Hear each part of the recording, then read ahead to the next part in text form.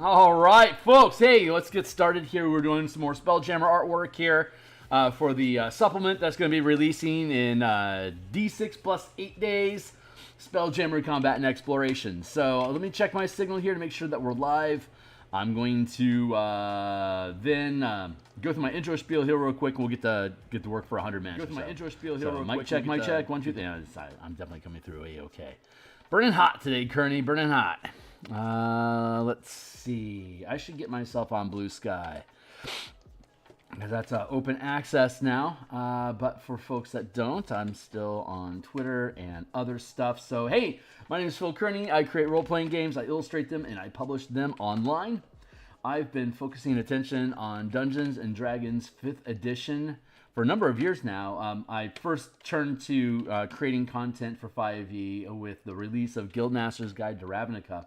That's the first Magic the Gathering setting that Wizards put into Dungeons & Dragons, and I thought they were going to do a bunch of stuff involving color magic, and they didn't. So that's what got me working. You can check out the results of the Color Mana Spell Point variant rules that works perfectly with 5e, 3e, 2e, as well as Pathfinder.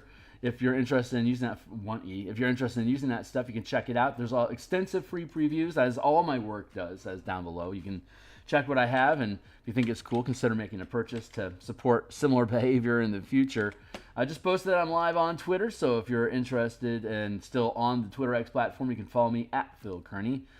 Support the channel, help by clicking like, subscribe, hit the bell icon to get notifications of when we're live in the future. This book cover you guys have been gawking at, created that back around episode 15. You can see that here in the full playlist. You jump into the way back to episode 15 to see us creating that cover. Let's see. So I create role-playing games, I illustrate them, and I publish them. What does that mean? So I have an idea for, in D&D 5e, I've been running campaigns from level 1 to 20 in about 200 to 250 hours. So I'm working on my 4th campaign now, and looks like, well, when I come with supplement, it's because either something happened inside of my campaigns that I was like, I wish I had a tool for this, let's build it. And so we do, and then we publish it when it turns out well. Or I want to run a specific type of campaign, and the tools and toolkit for doing so doesn't exist yet, so I have to build it and then run the game. Color Mana was that same way, and I've been using it now for 5+ years. Spelljammer Combat and Exploration is a love letter to Spelljammer in 5e, using the mechanics of 5e for combat at the 5-foot, 50-foot, 500-foot scale, and exploration expanding beyond that to 100 million miles of travel per day. This basically gives you a deep rule set. It's 100 some odd pages, deep rule set of different options for like things like gravity, weather systems, travel per day, how fast do moons orbit planets, how fast do planets orbit stars, how can you make a hex, how can you build out a grid for easy mapping of systems in case you want to do a point crawl. So once the mechanics work, we hire an illustrator. We playtest the hell out of it, and then once the mechanics work, we hire an editor to help us clean up the words. Once the words are good, we drop them onto the page so that each idea sits. We parse out the ideas so that they sit on the page well, which creates all these gaps in the page that we then fill with art. So come over here. We'll take this page, we'll import it into Photoshop, and then we illustrate it. Once all the illustrations are done, we will then come back through and add all of them to the text. So here's an example of map scales and weapon ranges at the 5-foot scale of combat for your characters, 50-foot scale of combat for fighter craft, and vessel melee combat, as well as ranged combat for anyone that cares to do so. And then the 500-foot scale for ranged combat for ships. Like this is one page of 100 pages that provides you with ideas and mechanics for how you can also run Spelljammer in 5e. So with less ado, let's get back to work. So we are currently filling in the text marks here for the yeah, so right now we are working on Space Blobble. So I'm going to grab here. You know, I'm going to do it like this.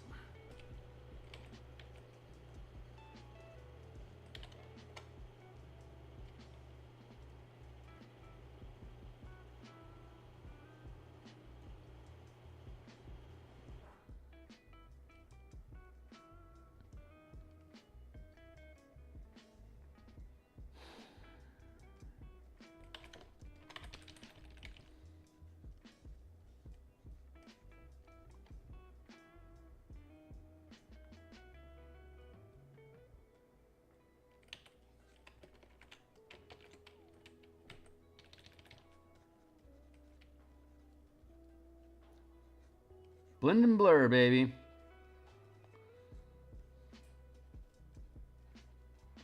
Saw a quick opportunity here to clean up her sleeve.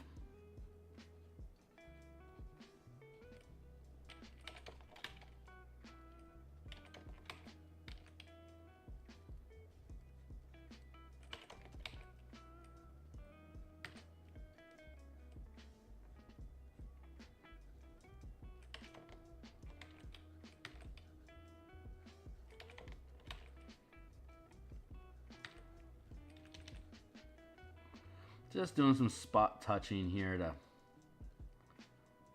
just make sure we're giving our all.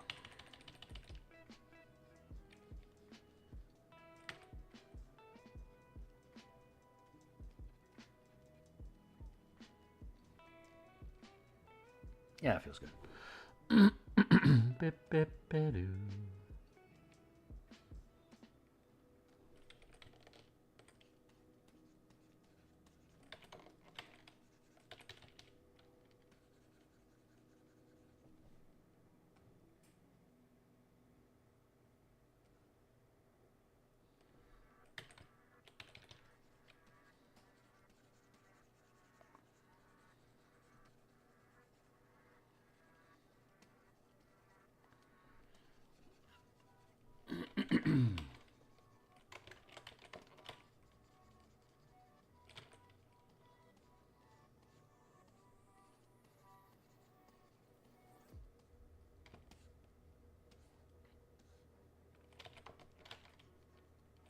Mm-mm. Mm-mm.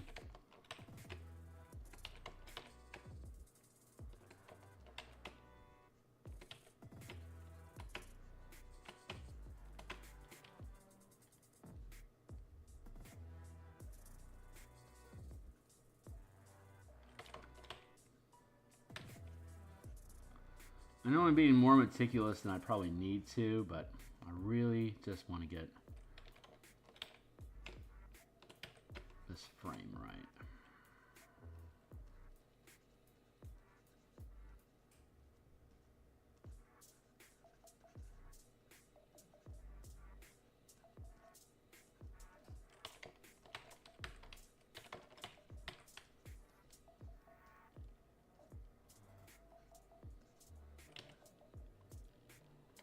There we go.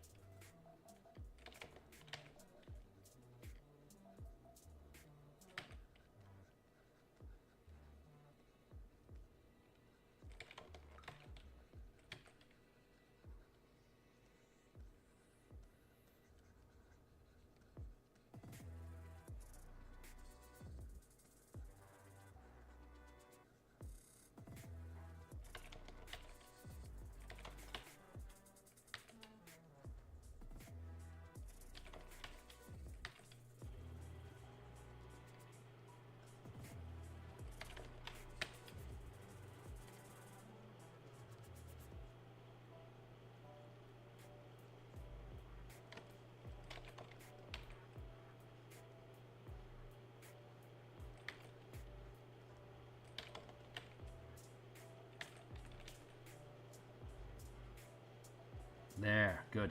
Good, good, good, good.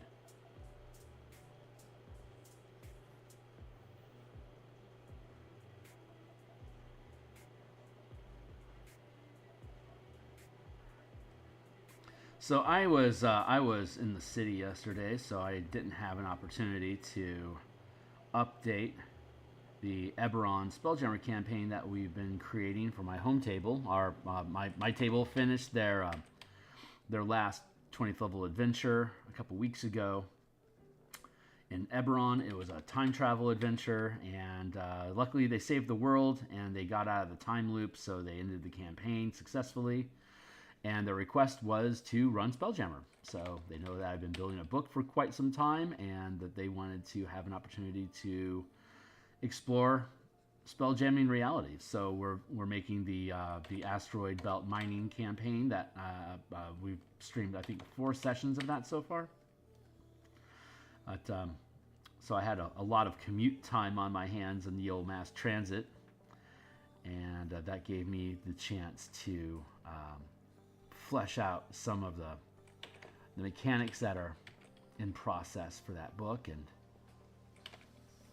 I'm getting pretty fucking excited about where this thing's going to end up at.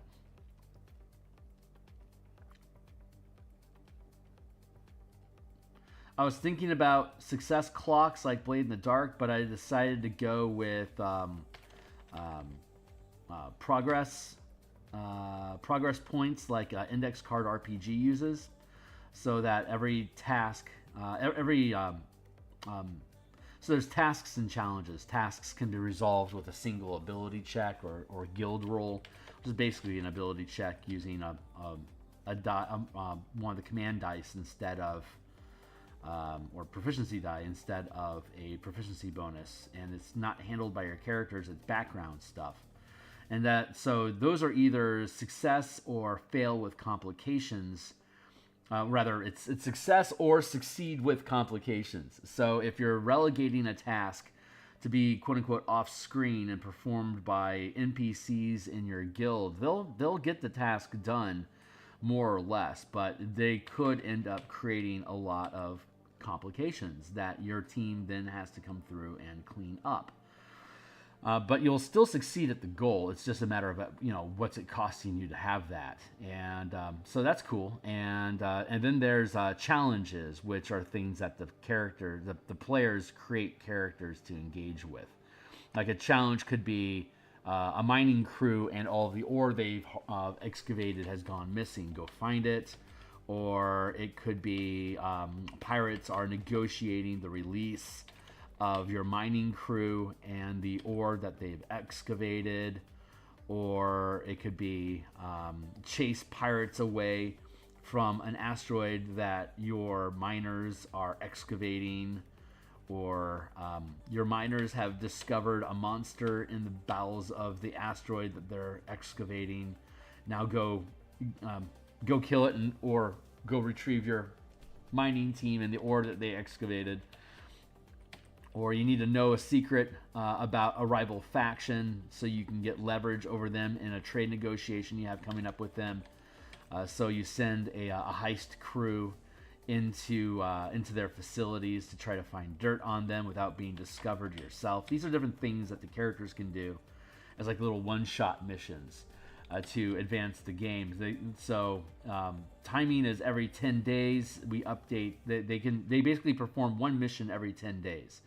And the result of their adventure is going to advance the board. Along with it is all the passive tasks that the guild is performing. So if you've got 7 plots of territory that you're currently mining, then you would have a task resolution to determine how much ore was excavated and how many resources you can spend on your guild and characters from those resources. So there's an acquisitions. There's 4 industries, one of which is loyalty, and loyalty is used to acquire new assets for your team, whether it's new specialists or new equipment or rituals that your team can that characters can perform, or you acquire new ships and mining crews to perform passive tasks.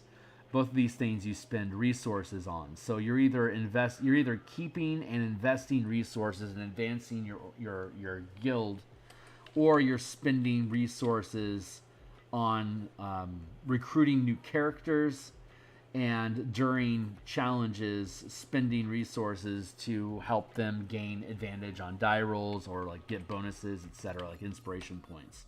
So resources are both things that you invest in advancing the organization, purchase new characters, upgrade characters, or during an actual mission, modify the results of tasks and challenges that they're facing. So you have a lot of reasons you have a lot of things to spend points on, and the players can either value or throw away different characters that they portray during different missions. Like there's 4 modes of adventure, which is combat, where you're affecting a challenge by damaging or threatening a creature. Negotiations, where you are parlaying and creating a trade or a bargain with your opponent. Espionage, where you are attempting to gather information or deceive or prevent a rival from gathering information about you. Exploration. Oh yeah, and delving, which is going into or along an asteroid to clear it of monsters and hazards, so that the mining crew can start extracting ore from the asteroid to gather resources. So your individual characters that you're portraying can gain their own experience points in the form of renown. And when you gain a certain number, like renown can act as you can accrue renown, and after you gain so many points, it represents gaining a resource that you invest into your team. Like you might have, like your guild might be 3rd rank in military operations, but you've developed a military combat team, and they've accumulated so much renown that they are now 3rd rank, outranking the actual organization, your actual organization's combat capabilities, so that you're now more capable of dealing with threats as individuals than what the guild can invest in passively. Like you could spend resources to have your guild as NPCs in that background task, get pirates out of an area that you're excavating, or you could send in your characters to fight and negotiate with them directly. So the players can build teams, and they can build different teams to specialize in different tasks, and that's up to them if they want to do that or not. But as they advance their teams, every time their team is successful and survive a challenge, they gain a point of renown in the for their characters. And once their characters accumulate enough renown, they gain a rank. Or if they get killed off, you can spend resources from your guild to hire a new team of heroes at whatever rank it is that you can afford, and whatever your maximum rank is, 1 to 5. So the team will start with 1st rank heroes, and if they succeed with them, they'll eventually be able to advance into 2nd rank, and then the 3rd rank, and then etc. But if they die, then they die at 0 hit points, and if they die, you have to replace them with new heroes. So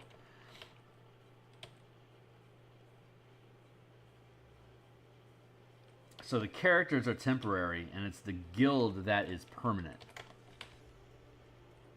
And if your guild gets chewed up so much by rivals that you start to lose, you can't ever truly lose your guild during the course of the campaign, but it can have all of its resources. Like you could lose so much ground in your resources that you aren't able to, that you can't afford to send mining crews out to extract wealth to create new resources for you. You then have to micromanage everything with characters until you can get your guild back up and self-funded.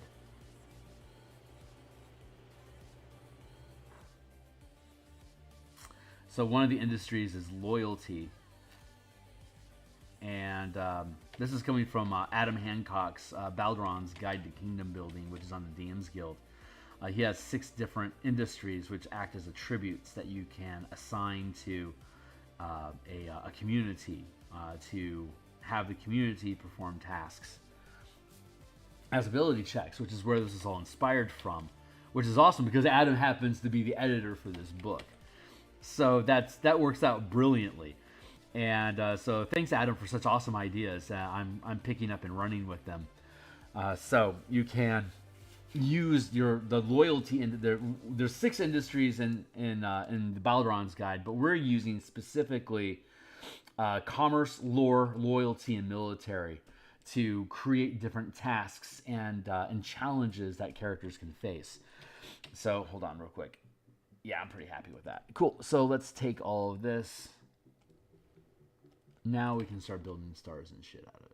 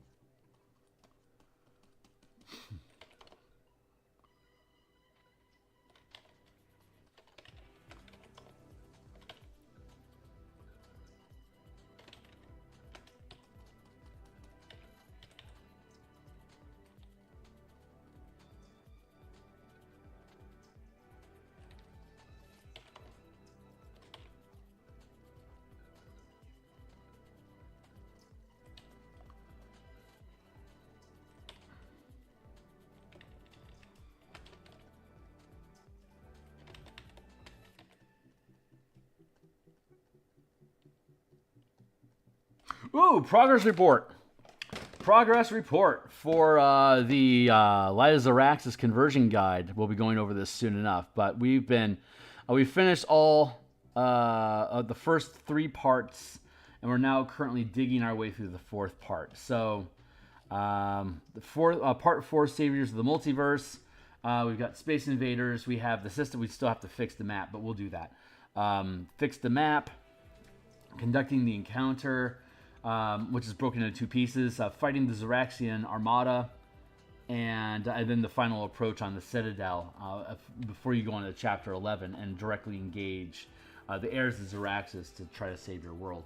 So the Armada broken down. We now have the Star Moth squadrons. That'll be in this block here. We'll have a map of the Citadel of Light and the 2 miles of space ahead of it for us to conduct battle inside of. But we have the stat breakdown here for the Zaraxian Armada. We'll put an image of a 4-ship squadron here. There's 8 squadrons to fight against your 6. 1, 2, 3, 4, 5, 6. Yeah, you guys have 6 squadrons, and the Zaraxis Armada has 8. And there's 4 star mods per squadron fitting inside of a 500-foot square. So we have the stat breakdown here and their procedure. There's also the sidebar about loyalty to Zidali and Zeleth. Am I going to bring this all the way down here? I have to fill all this stuff out, but I want to get the text done first. We need to start dropping things in. So loyalty to Zeleth, Zidali or Zeleth. This is a little sidebar here that if you have Zidali on your team, she can influence the creatures. She can stop enemies from fighting you by recognizing her authority and getting out of your way. So you can use Zidali as an ally to be able to circumvent combat if you don't want to dive that deep into combat and use social and exploration as pillars of success. Then we have the final approach, which we're still building out. We have a lot down here in the scrapyard. Citadel information that we can then feed back into here into the Citadel of Light, and then here's going to be the top side map, and then here's the bottom side map. But I think I can consolidate these 2 pages, these 2 map sections down here, and then have the key for the map fit in this space up here. That's the next thing I'm going to tinker with. So I need to fill out the stat. I need to finish the stats for the Citadel of Light. so I know how much space I actually have on the page here for the map, and then how much space here in this upper corner that we'll have for the map key. And then once we have the mapping finished here, then we have the fortress defenses, which are trebuchet towers and flitter ships. And so so there's 27 towers dotted across the map, and there's 3 trebuchets on each tower. So the trebuchets can fire once per round, depending on whether you're on the top side or bottom side of the map. Depends on how many you're going to face. But then beyond that, there's also the Flitter Defense Force, which is 50 different elven flitters, which are 50-foot craft.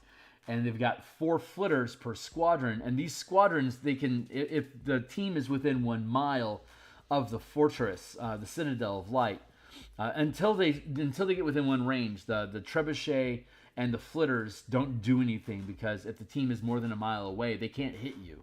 Because as long as you're aware that you're in combat, you can always just duck out of the way and let things go past you. So, but once they get within 1 mile, they can be targeted. So too can the Citadel be targeted by the players attacking the structure directly.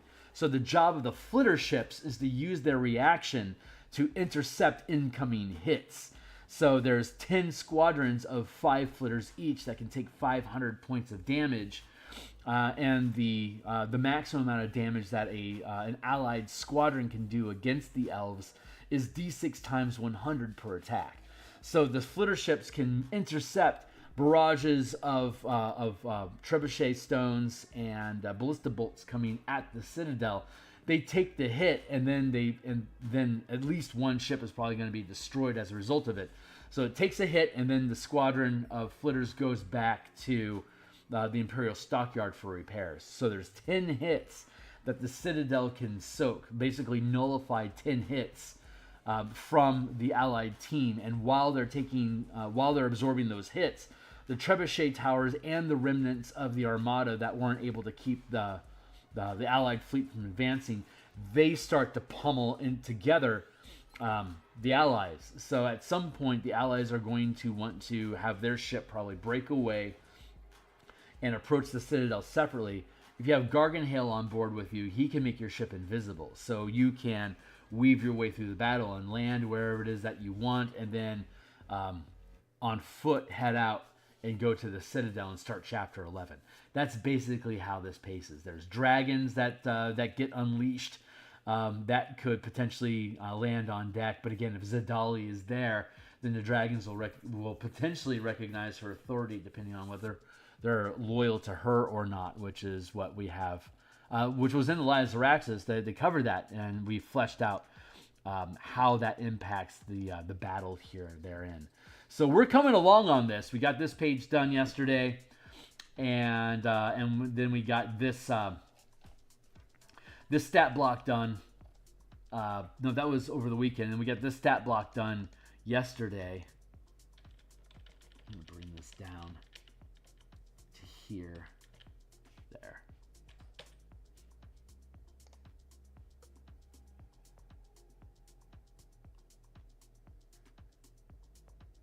Pretty good. All right, so we'll have a squadron, an illustration of the Xeraxian defense, the Xeraxian defender squadron here of 5 flitter ships sitting inside of a 500-foot space. So it's pretty thin, but there's 5 ships to intercept the hits that are coming in. So that's how that works. So we'll so the next thing that we need to do is take the Citadel maps here.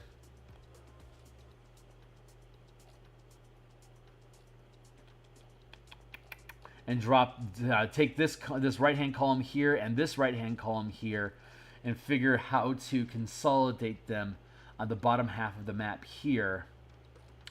And then we can have details about the like how to conduct adventure on the underside of that. We can have that, and the Citadel itself and the Temple of Light. I think we can have that stuff over here on this right-hand column. Take this stuff, this map, the key, put that down bottom here. This then gets filled up with this column here. And then I think we can consolidate both landing on the Citadel, next steps, into the if the characters succeed, if the characters fail. So if I'm right, this page is resolved. Final approach, and then we have map here, and Citadel here. Trebuchet Towers and Flitter Defense Force here. Citadel, the actual Temple of Light here.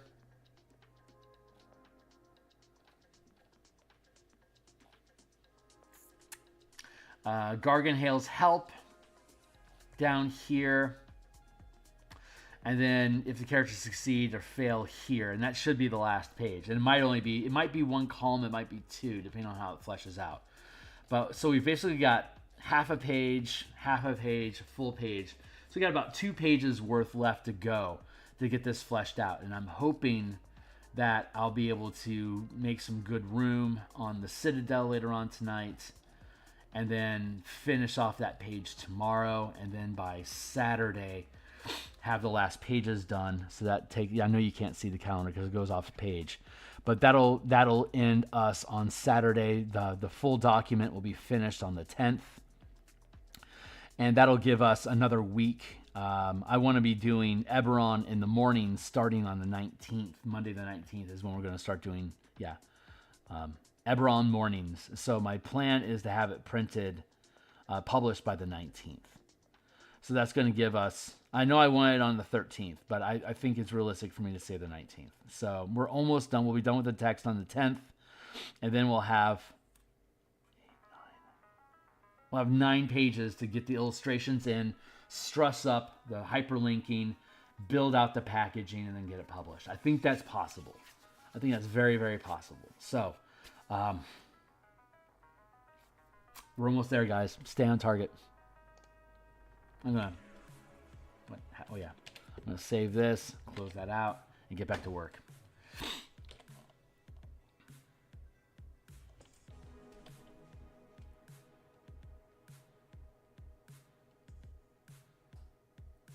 Interesting. Let's go here.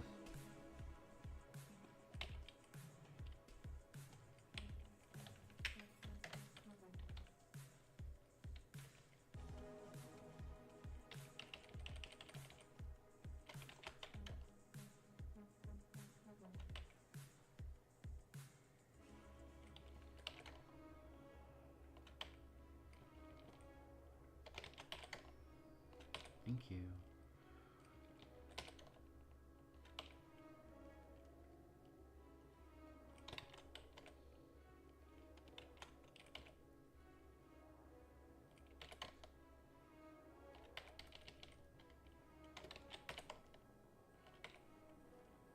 Yeah, like that.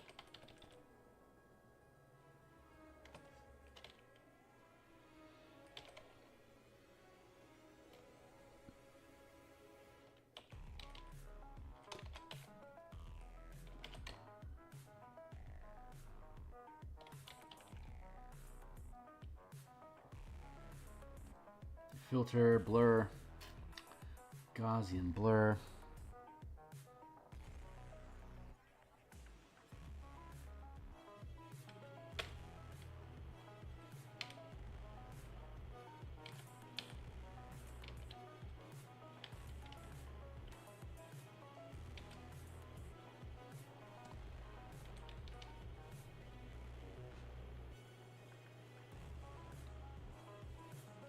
Got a fat breakfast burrito waiting for me. I'm excited.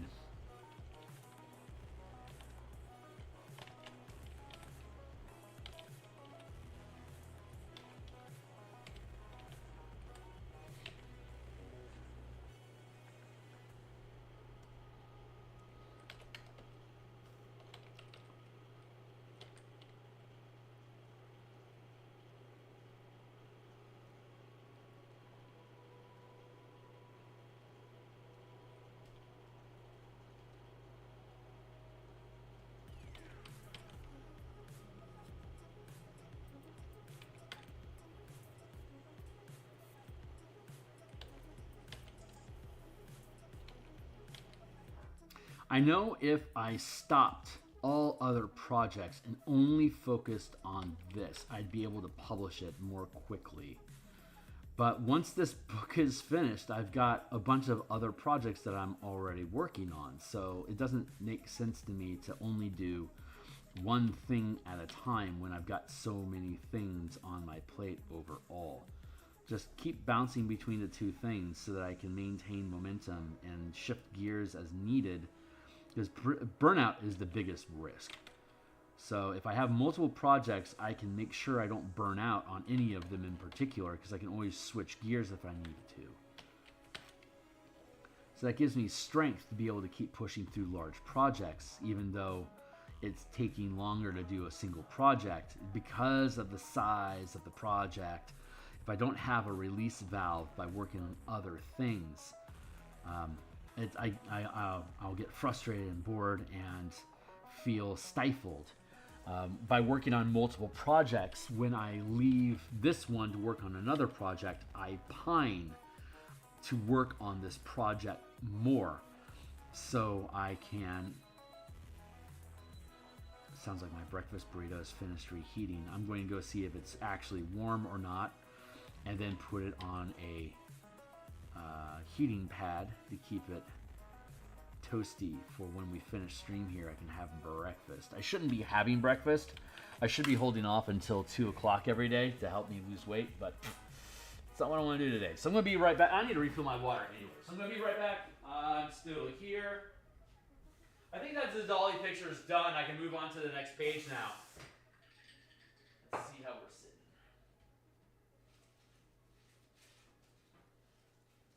Oh yeah, that's going to work.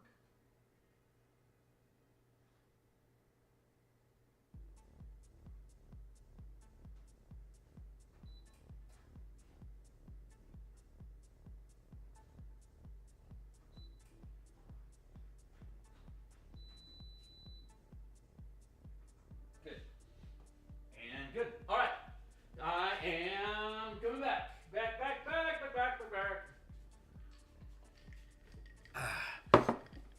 All right. I'm back. Yeah, I'm content with this picture.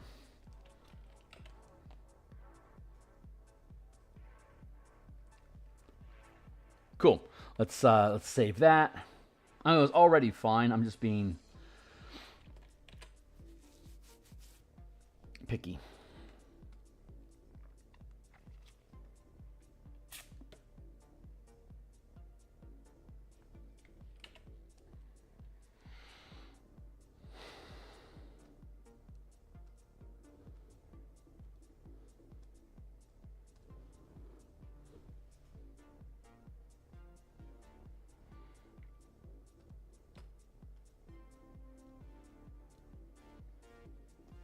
Also 25. Good.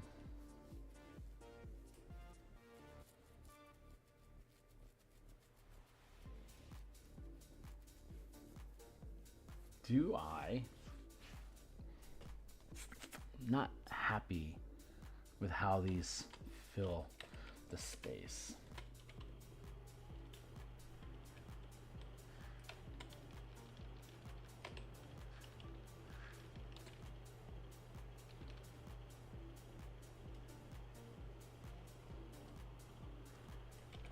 There we go. Now we can just do some space blurble.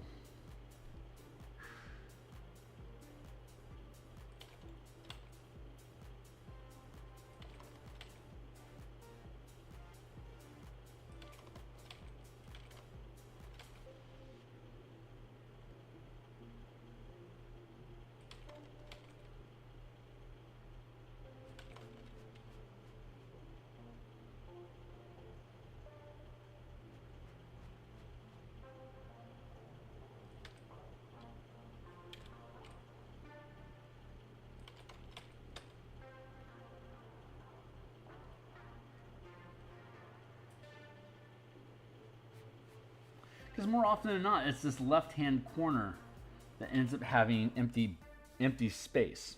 Pardon the pun.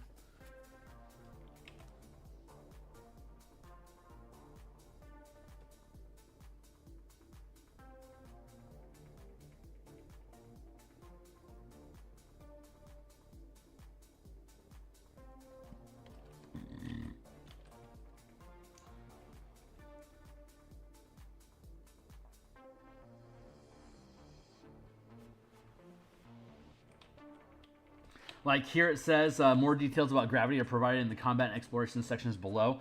Combat and exploration set would be hyperlinked, so you can just click that and go to that section specifically, because that's a section that is in the table of contents. So I create the table of contents and then string up where each of those is connected.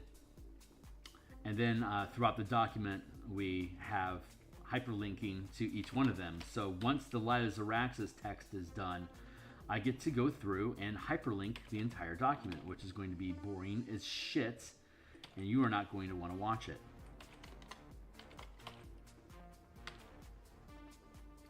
But what I think what I can get away with doing on stream is building the illustration boxes inside the document. Once it's strung up, I'll be able to go through and put all the illustration boxes into their place here in the document, and then cut, paste, just drop all the illustrations into place. So that should pan out a-okay. We'll go through, we'll build all the boxes, and then we will come back through and fill the boxes with the illustrations that we've made, and then we will pull apart each of the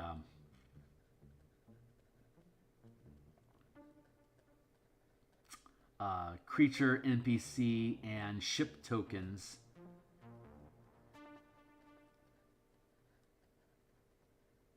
and put them into a zip file that we then include with the book. So, but I just want to, this is just a little,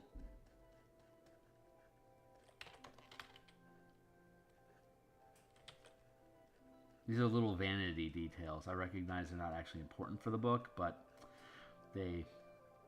it's a level, it's just one little level of polish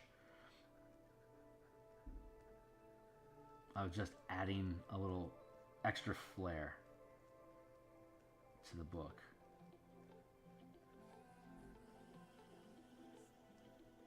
There we go.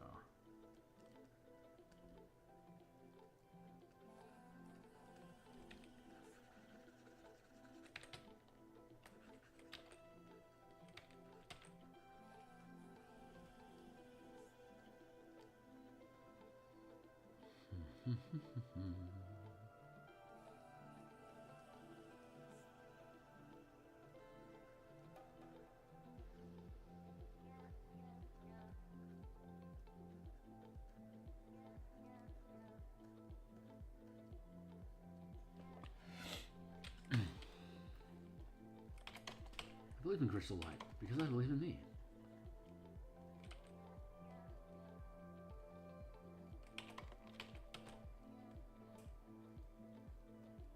When was the last time you believed in a beverage? Leave comments down below.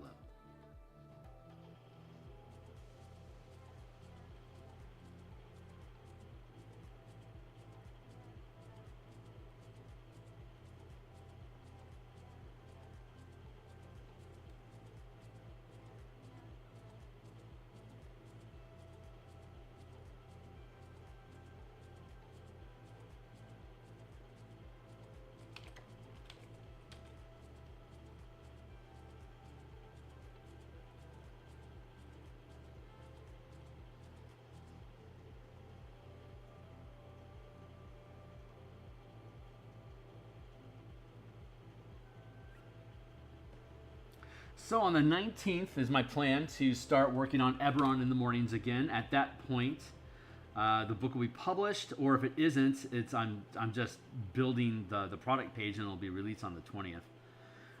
My D&D, my home table Planescape campaign will be beginning on the 21st. So the 19th is a holiday, so I have that day out.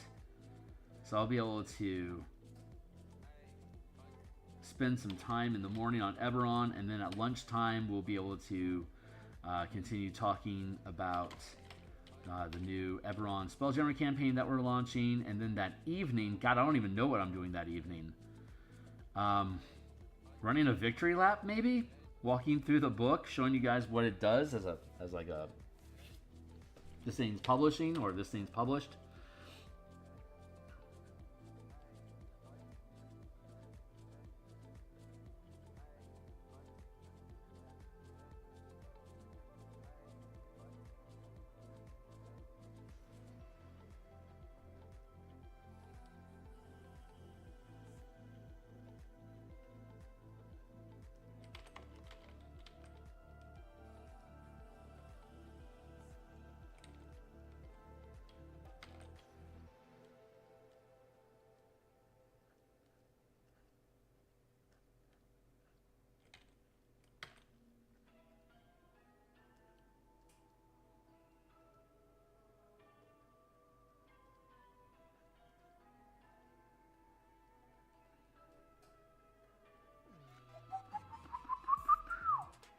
There, that looks pretty good.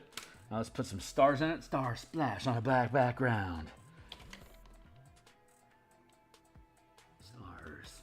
Thanks, stars.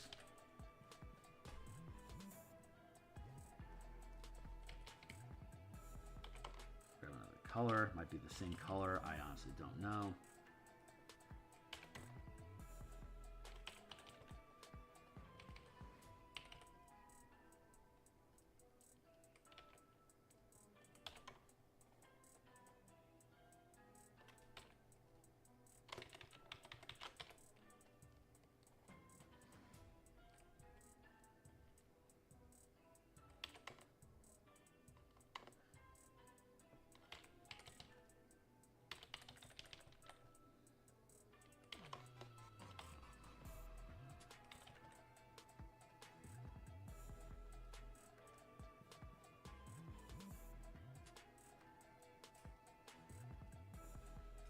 Yeah, like that.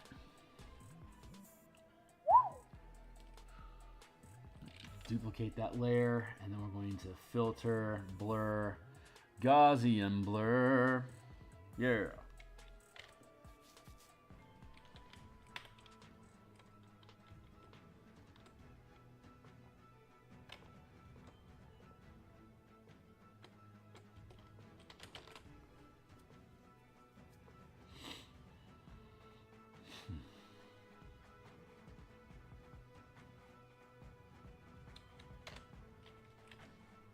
Yeah, that feels good.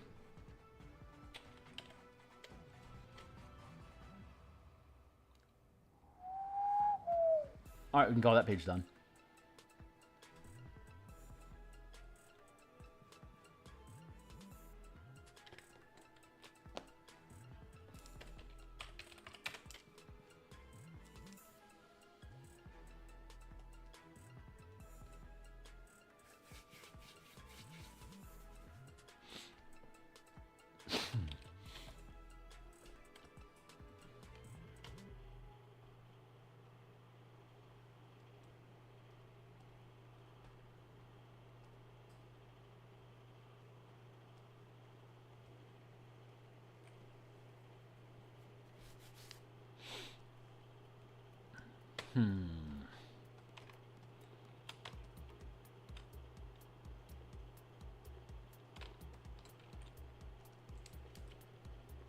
Hello.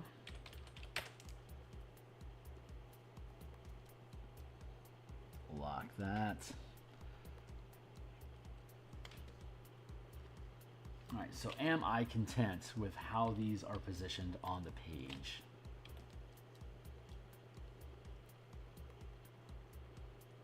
No, I'm not. I want to make them bigger.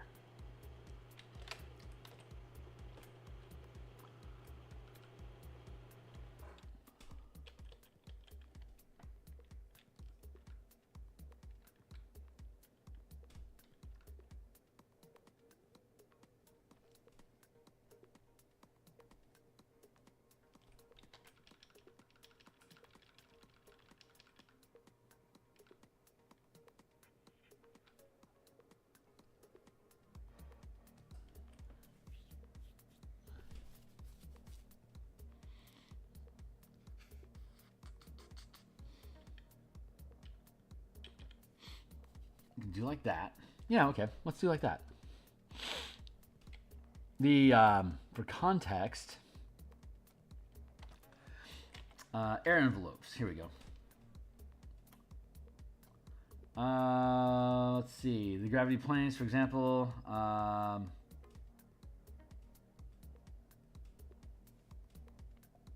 The gravity planes of objects naturally hold breathable air surrounding air around objects traversing wild space.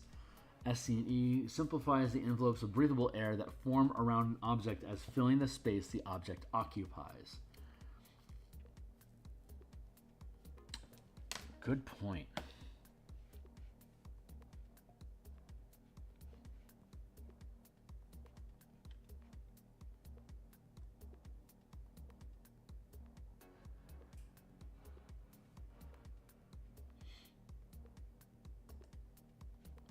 I've actually been thinking about this. This is a great opportunity for me to address it.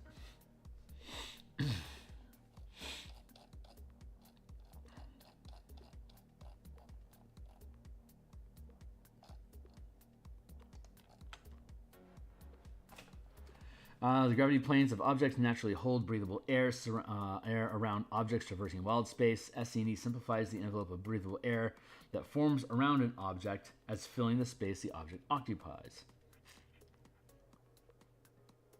SCE simplifies the envelope of breathable air that forms around an object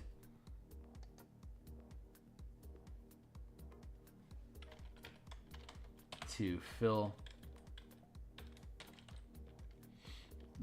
the space the object occupies. For example, a small or medium creature's air envelope fills the 5-foot space it occupies, while a large creature's air envelope fills the 10-foot space it occupies. Similarly, spelljamming ships have an air envelope filling the space that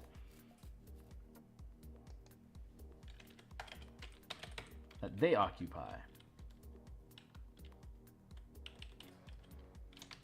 A spelljamming ship has an air envelope filling the space that it occupies.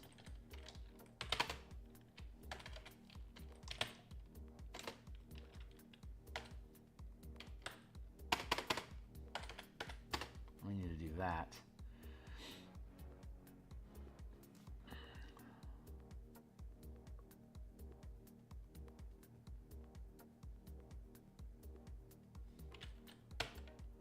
No, I want to have that separated.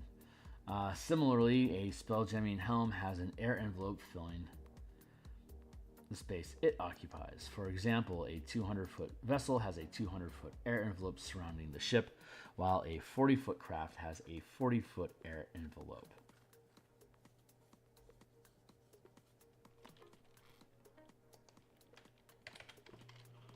As depicted in the illustration on the following page, period.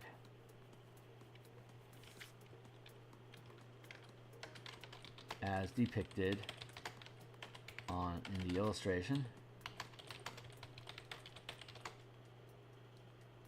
on the following page.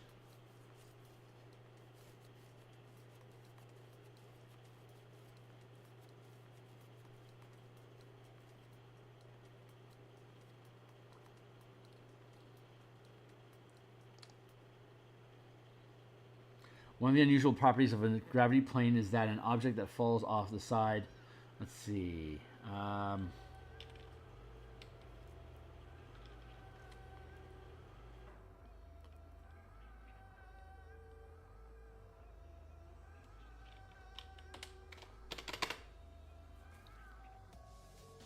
there.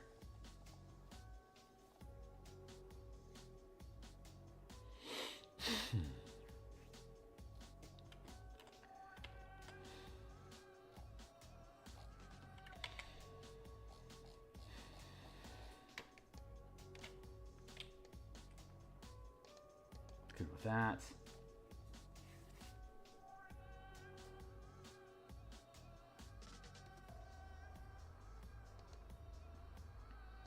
This is where we're at.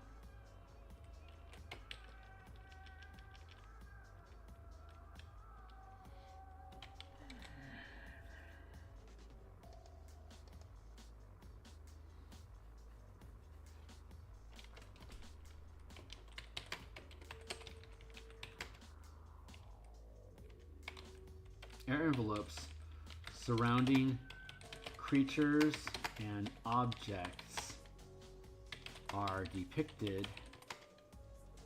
Oh, that's fun. Are depicted as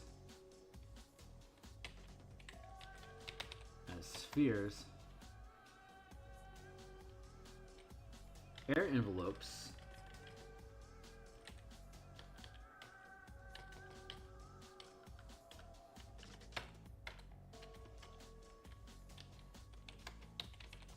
are depicted as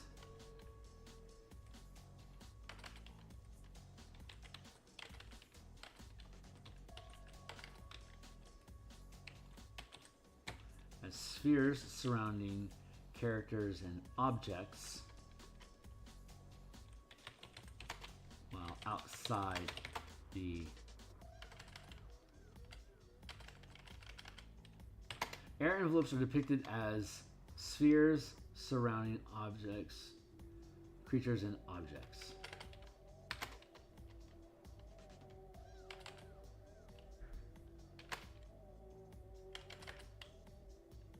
Though, how do I want to word this? Though, period.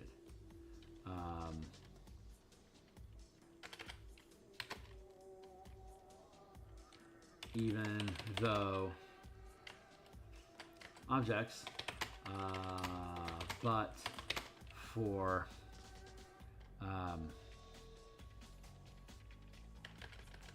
but in game terms, the air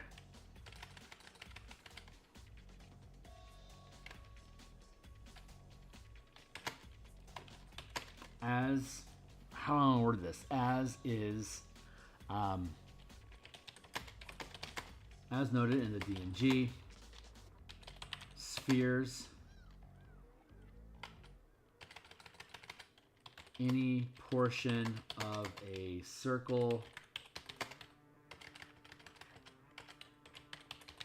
or sphere, any portion of a circle or sphere that occupies a 5-foot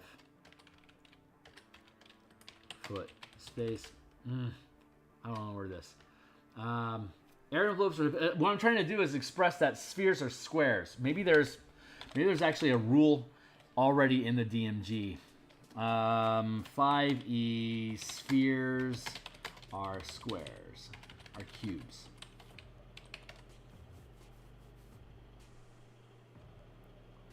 Cubes and spheres are the same thing. The distance from the center of squares is perimeter.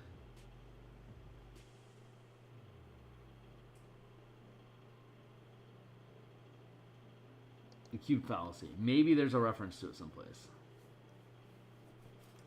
I mean, the picture you show up above. You play with people or groups that oversimplify the cube area mechanics. I think many of us do, because many of us were oversimplifying it too. In my experience, the PHB gives us exactly zero information about any area of effect act with a grid, because the assumption and the default is that people are not playing with one.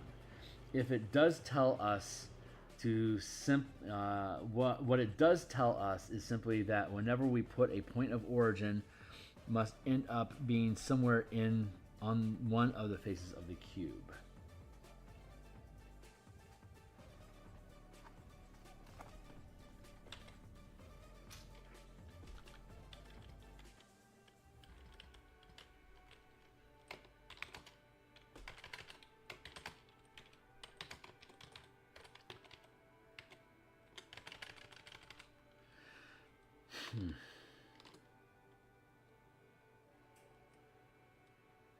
Let's see. An air envelope. Air envelopes are depicted as spheres. Are depicted in illustrations, and maps as spheres surrounding creatures and objects for tactical.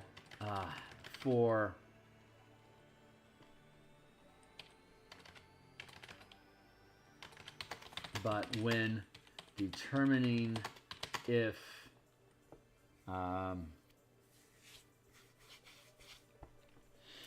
air envelopes are depicted in illustrations and maps as spheres surrounding creatures and objects, but when determining the actual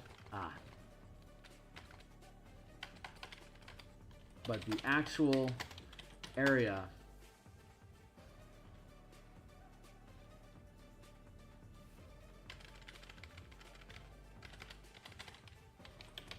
but mechanically the envelope fills the entire cube of squares.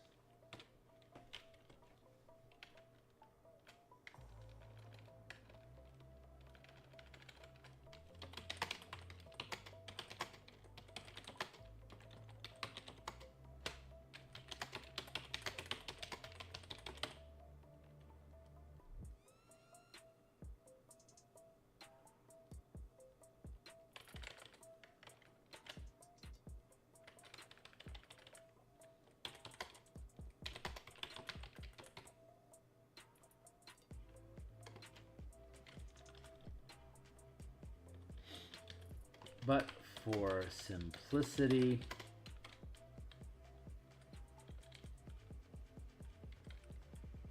air fills the entire square of space it occupies.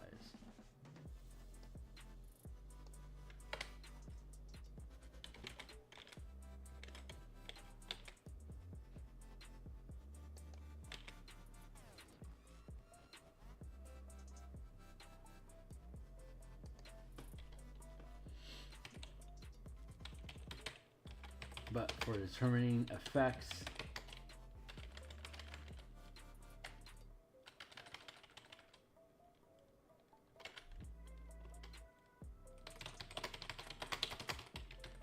but during combat and exploration,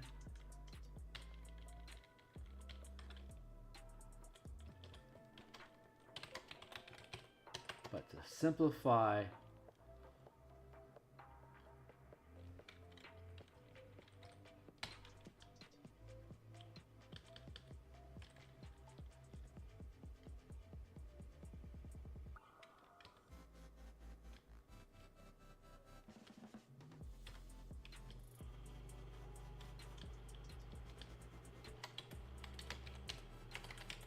and affects the entire square of space it occupies.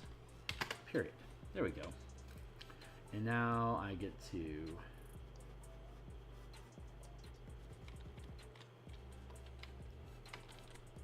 letter T, then insert shape. Here's a shape.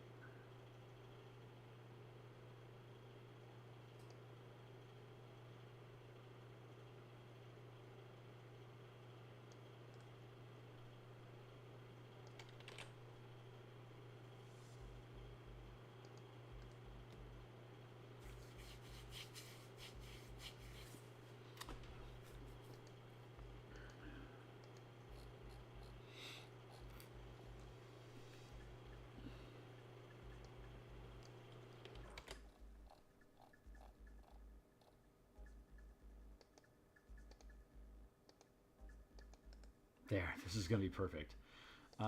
Fill equals no fill. Outline equals no outline.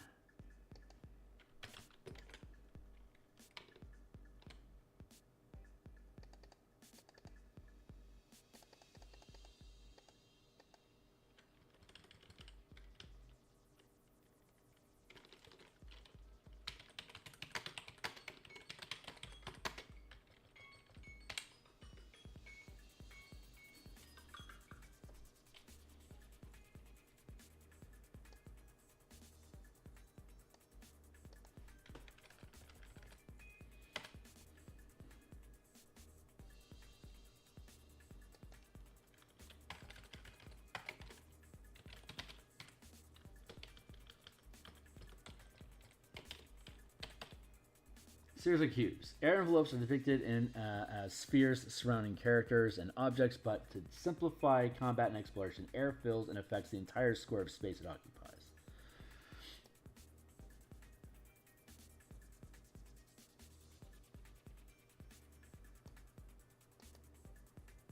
Oh, yeah, I need to make this a thing. Actually, fill should be background color equals 200.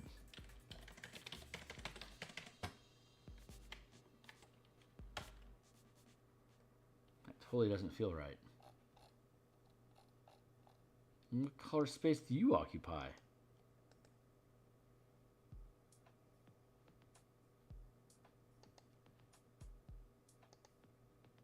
Oh, it's 200.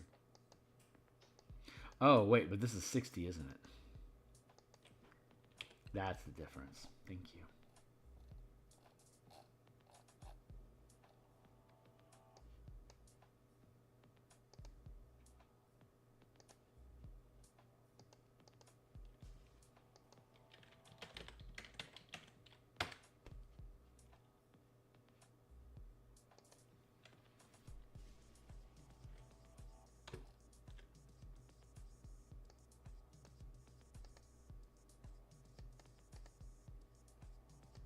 Oof, that sits pretty nicely. Okay, so the next thing the reason I put that T there is so that I could line up the top edge of this shape with the T.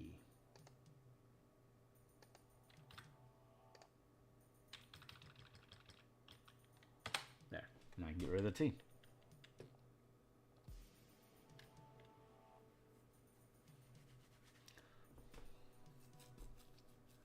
Shit, have I left enough space?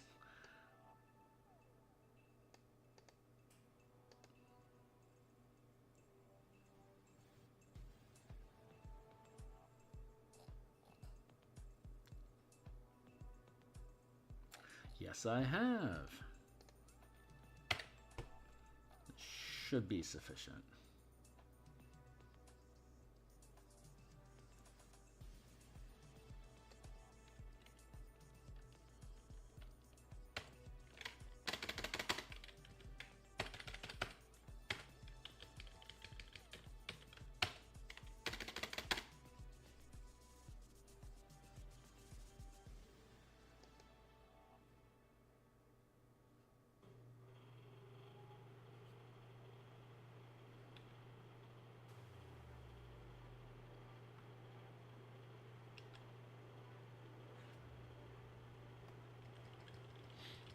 Material, comma, which the DM can describe.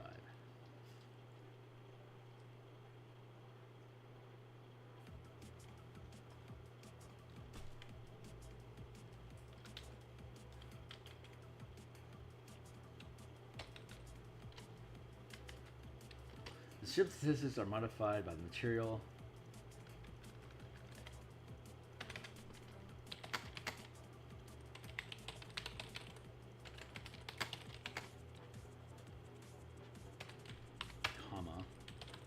Which the DM can describe.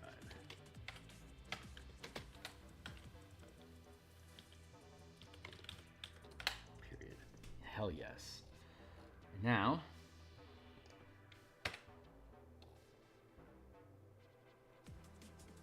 that should work out really nicely.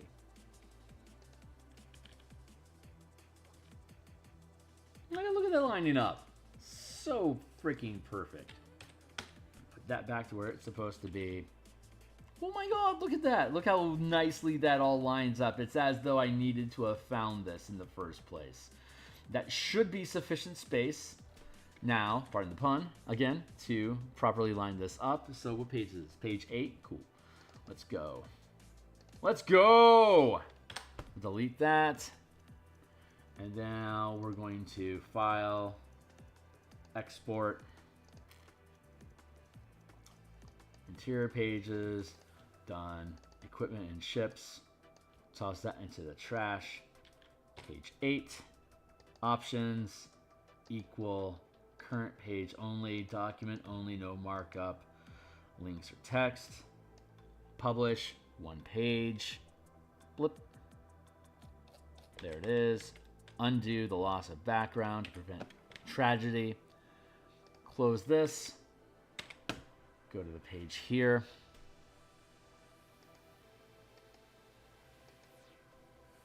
File, open. Page 8. Extract. Copy all. Paste in place. This might just work out. TXT. Save. Delete.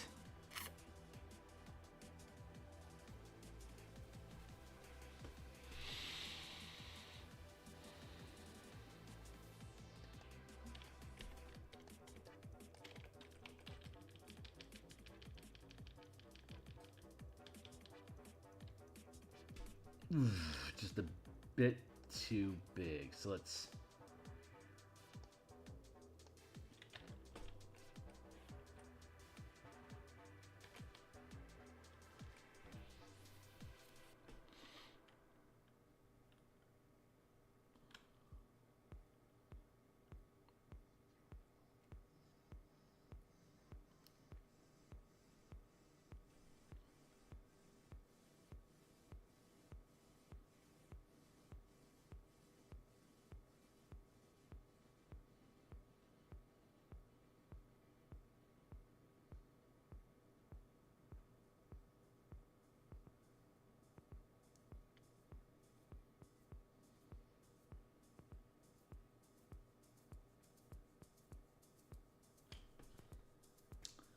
feel like that's off.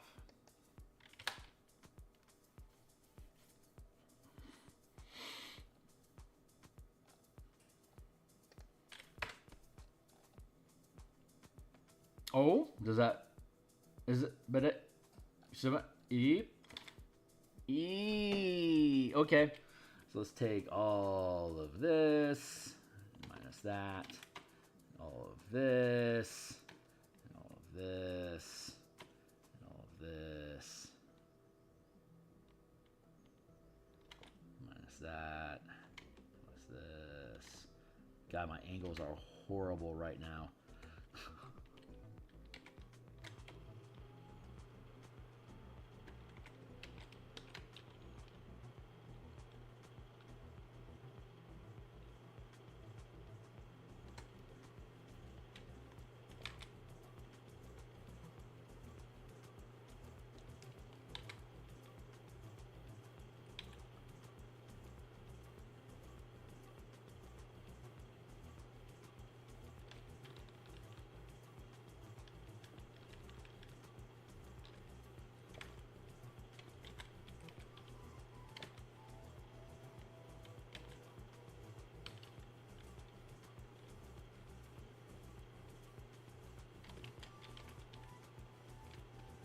How's that looking? Pretty good. Earth. Wrong button. Let's do this.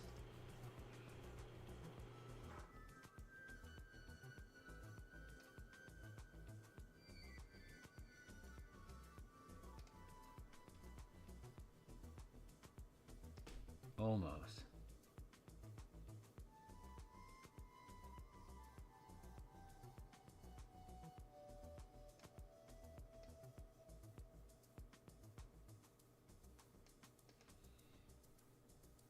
Not quite where I want to be.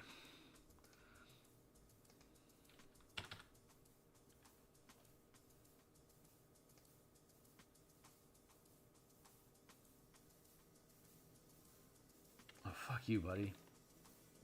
Thank you. God, that snap to is pretty nice. Nice! Oh, man, that says perfectly. Very good.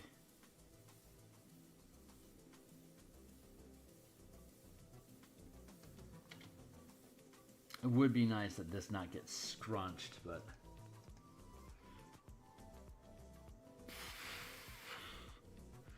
It's cleaner design up here. And now we feel we have the space that we needed. Fucking perfect. And now I don't have to, and now I don't really have to truss up the page at all. Though I could. Let's go ahead. Let's just do it for fun. For funsies. We'll grab this, do that, and we get to pull this down just a bit away from the block of text.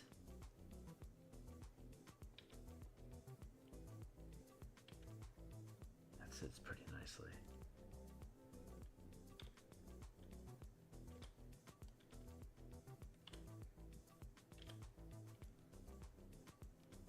Good. Okay, cool. And now I'm just going to do a mild little splash here.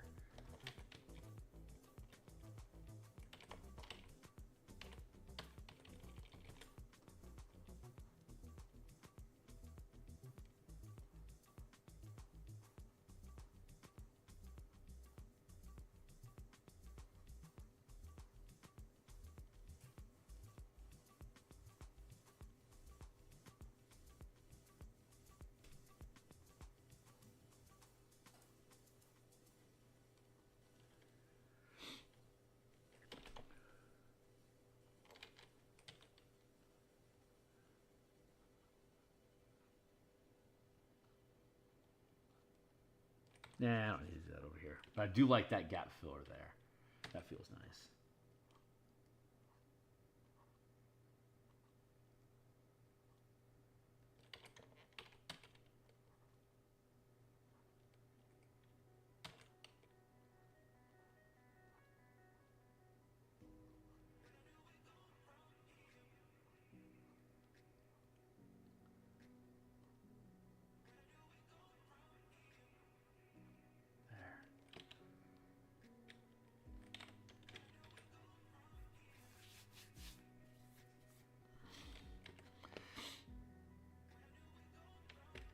Nice. Cool. We'll take that.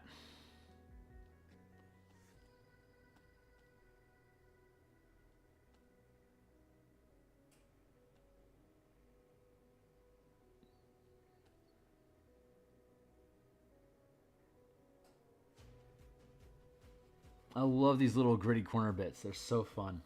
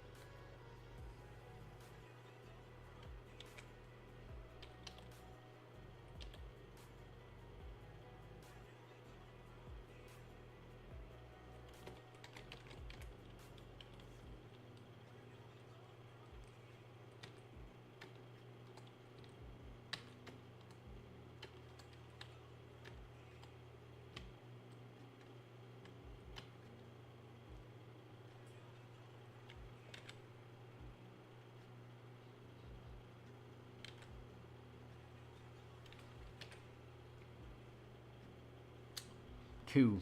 Merge that down.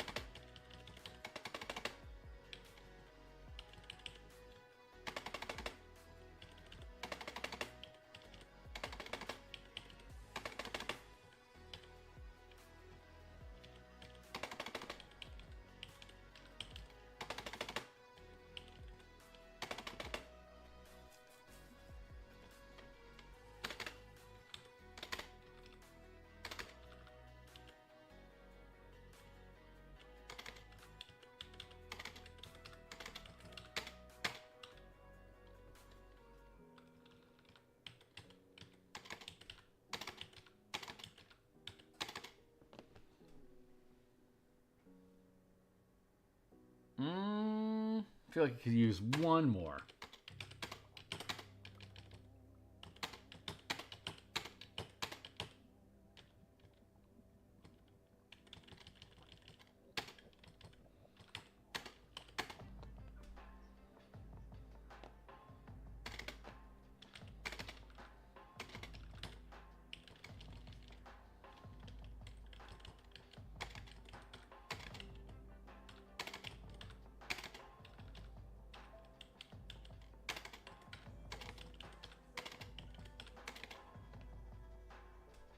There we go.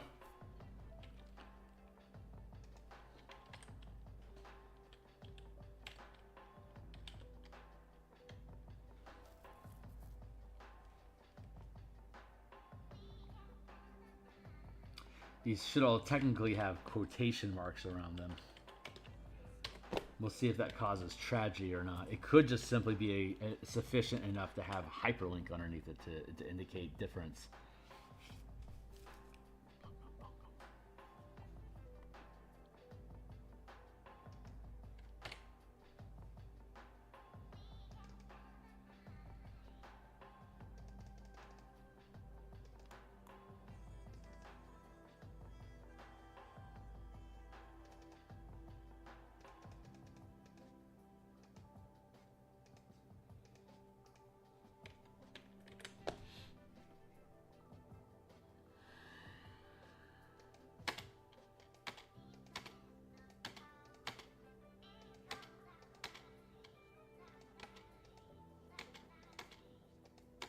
I could probably come back through and build a chart out of this.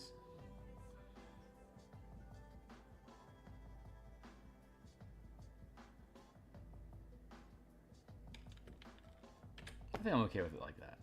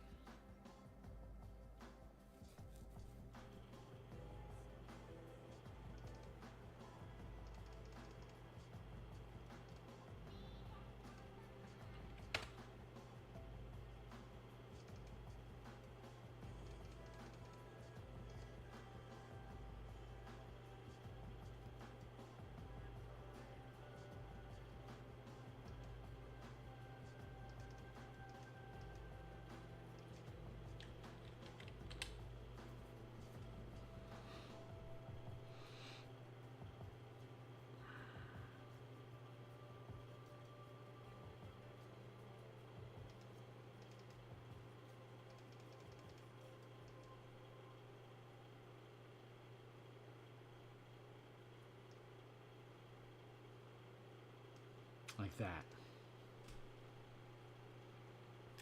Much cleaner now. Still happy with that. All right, cool. So let's, what is this? Page 9. Let's adjust this.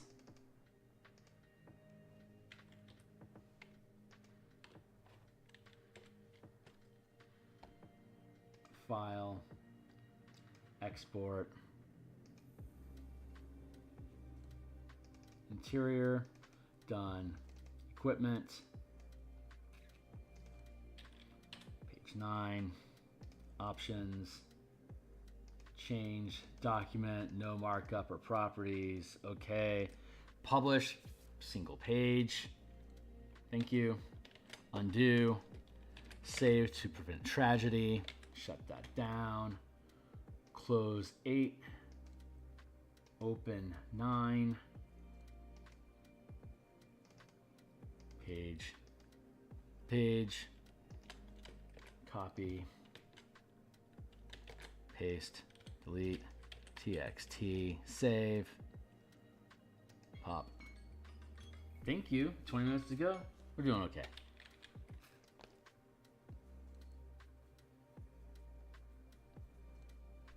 Another little custom corner piece that we'll do here.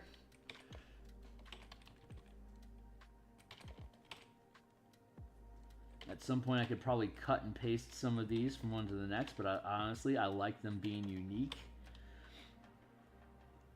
Again, this is just a little quality of life thing that we're doing here in the corner. It doesn't have any real market value other than it's just polish. It's just more polish on a book that's, I think, already pretty fucking gorgeous.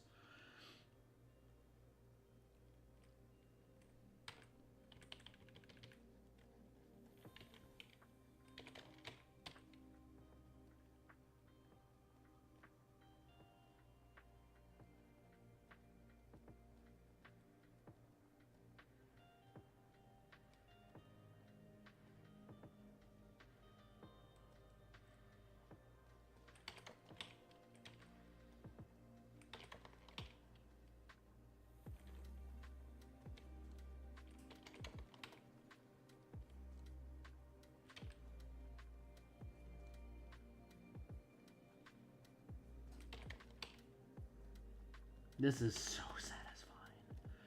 Doing these things, I can tear all these things and make little corner bits.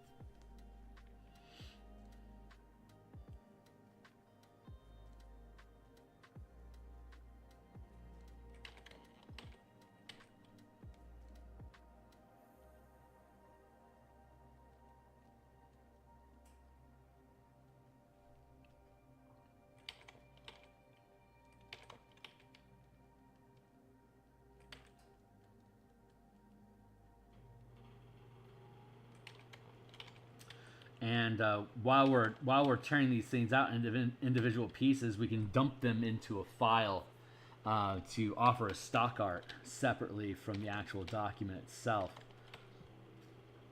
So that all these little corner bits and all the asteroids, not to mention all the ships and stuff that we built, are not only tokens, but they're also assets that other creators would be able to make use of as well.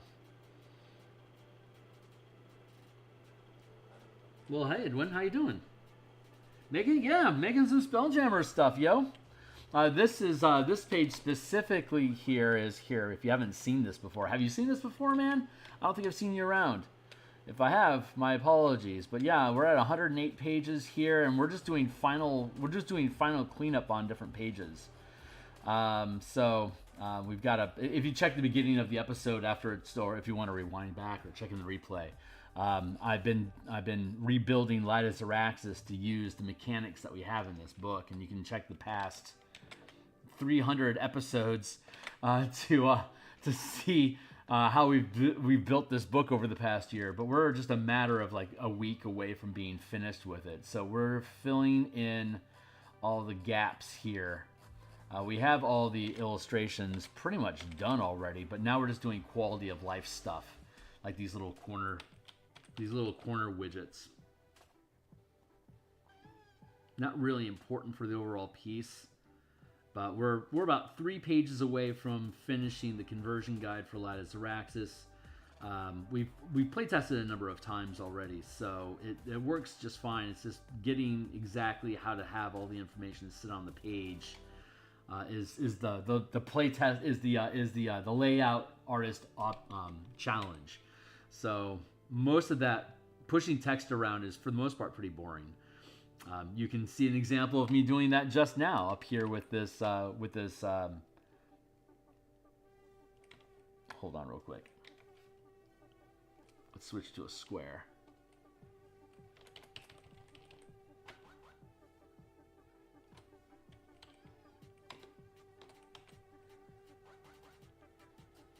Oh, no, yep, that's pretty much fucking dead on.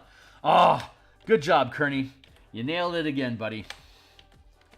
My spatial proportion perception is getting pretty damn strong, to be honest. And my angles are getting pretty good, like being able to hit like line art, like that was a horrible example, but just like little skill sets like that, artist skill sets are coming along very, very nicely.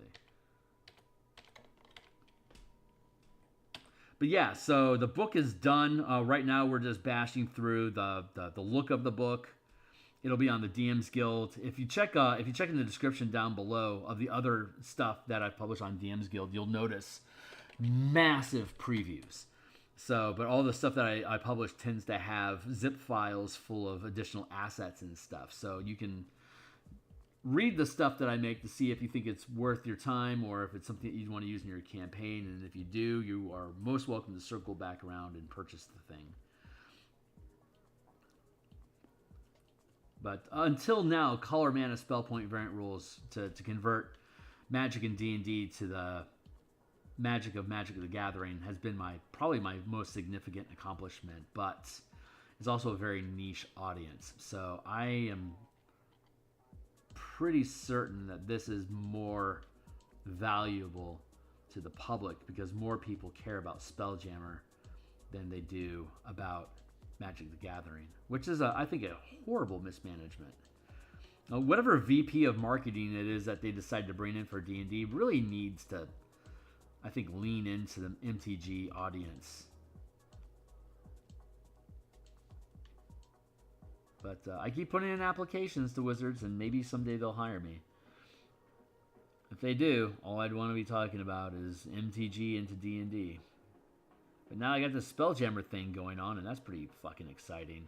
And the homebrew campaign that I'm making for my Eberron team using Spelljammer, that's coming along incredibly nicely as well. So I'll be normally I do that Monday, Tuesdays, and Fridays, but this week is a little scuttled.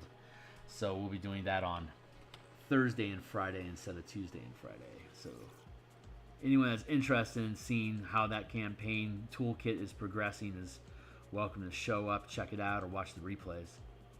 But we should be up and running by the 21st this month. In about 2 weeks, we'll be starting the actual game, and then we'll be able to continue building it out until it's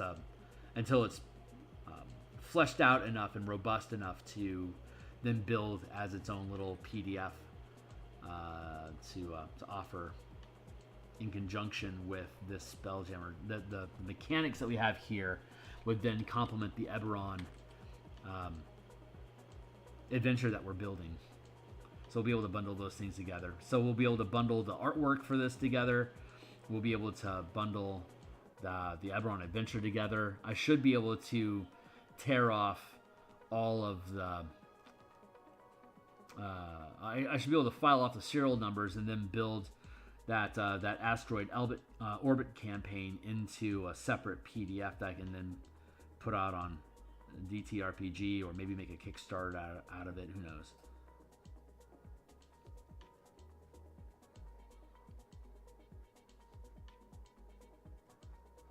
It feels about right. What's up? Yep. There's some great product ideas. Yeah, there are. Well, it's a matter of, is there like the color mana spell point variant rules is a good example. That's a very mechanically intense document with a very niche audience. It would be ridiculous for Wizards to, unless they had a massive MTG role playing game push. It'd be ridiculous for them to invest hundreds of hours into developing that without really knowing if it would succeed or not. I'm willing to do it because I'm a couture designer. This is just a side hustle for me, and I get to build what I want because I'm passionate about it, and the passion of the project, hopefully it comes through in the quality of the product that I release. But Hasbro has to be more strategic about it. Their whole philosophy is to appeal to the widest base possible to maximize sales and profits, because they are a publicly traded company. They don't have the luxury of couture design, of it doesn't matter if it sells or not. I love doing it, and if you run across it and it's what you're looking for, it's perfect for you. They can't have that attitude that they'll go out of business that way. I mean, they're going out of business anyway, but still, they have to be strategic in the things that they invest their money into. Maybe once they stop printing books altogether and they stay inside of a digital realm for the offerings they have, they might be willing to be more. They may be more have a larger appetite for risk, like the Monsters of the Eldraine, Monsters Compendium 4 was the Wilds of Eldraine monsters inspired by Magic the Gathering brought into D&D. But again, there's no reference to color language anywhere, but it's still just experimental monsters that they're putting out and publishing on DMs on the one D&D, because it's a space that they can publish PDFs easily. So we might see more experimentation like that in PDFs in the future. Don't know. We'll see.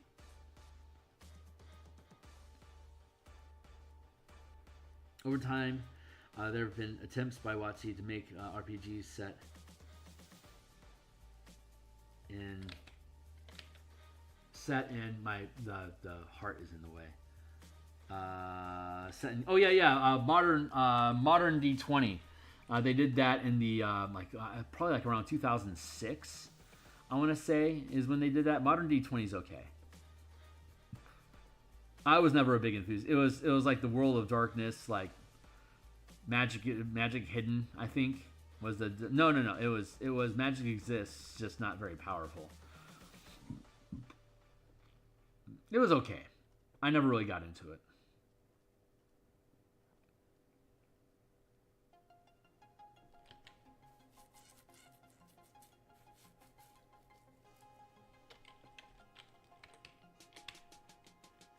I feel like I should push that back a bit.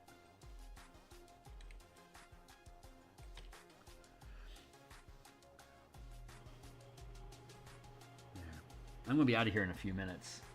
Oh yeah, like in 5 minutes we're out. So I live in Seattle. This is my side hustle. I have a day job. I'm fortunate enough to be a work from home sort of fellow. So I can, my work day officially begins at 8 o'clock a.m. Pacific time, which is 10 minutes from now.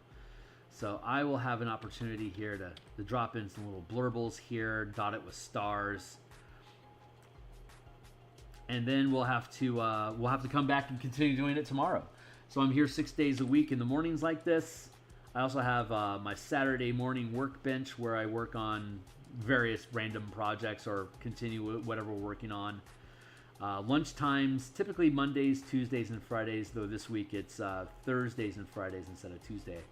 I do campaign design, whether for the Eberron Spelljammer book or the Martial Powers Color Mana Hex Crawl that we're building. And on Mondays and Thursday nights, I do artwork as well. Currently for an Eberron adventure that I've been designing, but as soon as the Spelljammer book is done, we will be. Hold on. Yep, that's right. That's right. Positioning. As soon as the Spelljammer book is done, we'll be continuing to work on the Eberron project in the mornings until that's published, and then my lunches and evenings will be a mix of Spelljammer Eberron and Martial Powers Color Mana point crawls. Once that's done, we'll start building supplements to this, like the Mecha Combat book, the Kaiju Giants book, the Living Ship Sidekick document, the Dwarven Citadel map, the Elven Monarch ship map. We'll probably build we'll probably build a Beholder mothership, and then we'll flesh all that stuff out and put those out as releases. That's like a good 4 or 5 different things we'll be able to do with Eberron with Spelljammer after this is done, that we'll be able to add on to and bundle with this for folks to grab up more stuff. There we go.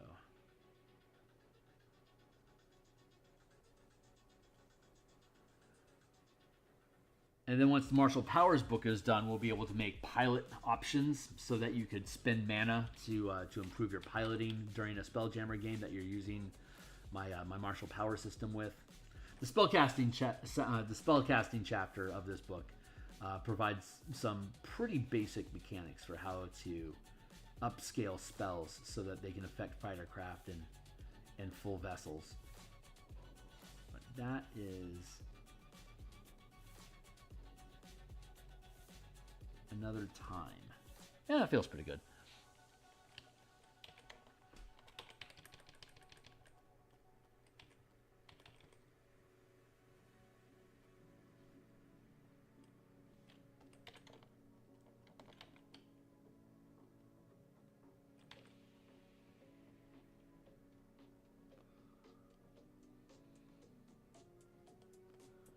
Good. Back to the stars.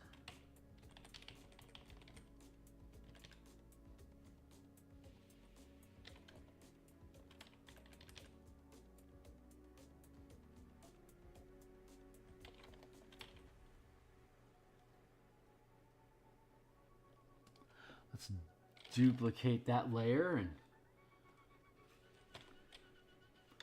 filter smudge, Gaussian blur, to give it some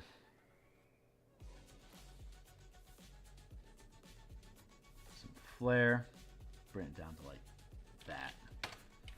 Cool. And we'll grab this one and this one and this one, copy paste, and then we'll filter, blur, Gaussian blur some more.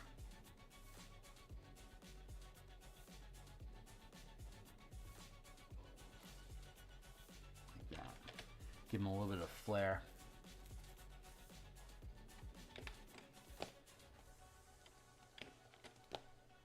Merge all those down. Grab the eraser, drop it to a low strength eraser so I can tap at some of these things.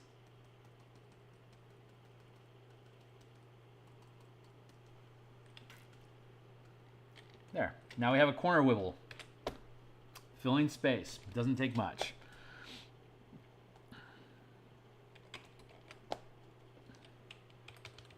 Hello.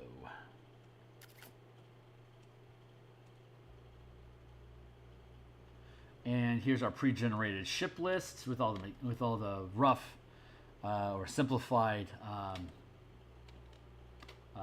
different vessels and fighter craft. The size of them, 5-foot scale here, as opposed to 50-foot scale here. So when we come back, we're going to blend this space into the frame like we did on the other page,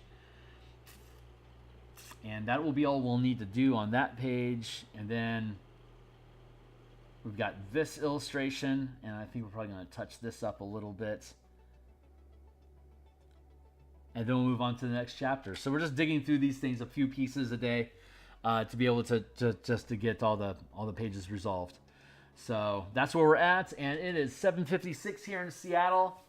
Ever since bought WotC, I kept wondering if they want a modern setting. Why don't they make? Because they sold the rights to make the G.I. Joe RPG to Renegade Games. Renegade Games to this point has made G.I. Joe, Power Rangers, My Little Pony, and G.I. Joe. G.I. Joe, Power Rangers, MLP, Transformers. Yeah, and I think they're doing Mask now as well. So Renegade Games is eating up, gobbling up all the action figure RPs, IPs to make role-playing games out of. They created the Essence 20 system, E20 instead of D20, and it leans heavily on gear over characters. I mean, characters still advance in levels as well, but it has a strong emphasis into acquiring gear per mission to supplement your characters, and instead of the proficiency bonuses that are common to 5th edition Dungeons & Dragons, it uses the variant rule for the proficiency die, where instead of a first level character adding +2 proficiency bonus to die rolls that they make, they roll a D4 instead of +2. And like 9th level characters roll a D8 instead of adding +4. And there are modifiers that let you increase or decrease the proficiency die that you use, kind of like Powered by the Apocalypse. Overall, it's an okay system. I don't think it's particularly amazing compared to anything else that's out there, but they're using those mechanics in a clever way. We use proficiency dice with ship combat as well. So I definitely respect what Renegade Games is doing, but I'm not in love with the Essence 20 system. But it's a smart approach, and I found out about Transformers and G.I. Joe after I began this project a year ago. I was like, oh, that's neat. They're using proficiency dice. That makes sense. So because it does. Anyway, that was my timer to go for the day, so I got to bounce out of here. Anyone else, Edwin, anyone else that's checking this stuff out, like, subscribe, hit the bell icon, get notifications when I'm live. I'm literally here like 13 times a week. I publish a pre-recorded idea that I publish on Sundays. Otherwise, Monday through Saturday, I stream anywhere from 1 to 3 times per day, depending on what the projects are and what the day is. So I'm all over the place. Check it out. And thanks for hanging out with me a bit, Edwin. I really appreciate it. And I will see everyone on the other side tomorrow. We'll be back tomorrow morning, then tomorrow lunch, and then tomorrow for evening doing Spelljammer. This is Wednesday. Yeah, it's tomorrow. So I'll be back tomorrow morning, tomorrow lunch to develop the Eberron Spelljammer campaign, and then tomorrow night to do the Mabar Crystals of Mabar Adventure creature tokens. So I'll see you guys then. Thanks a lot, guys. Laters. Where's my out button? Here we are.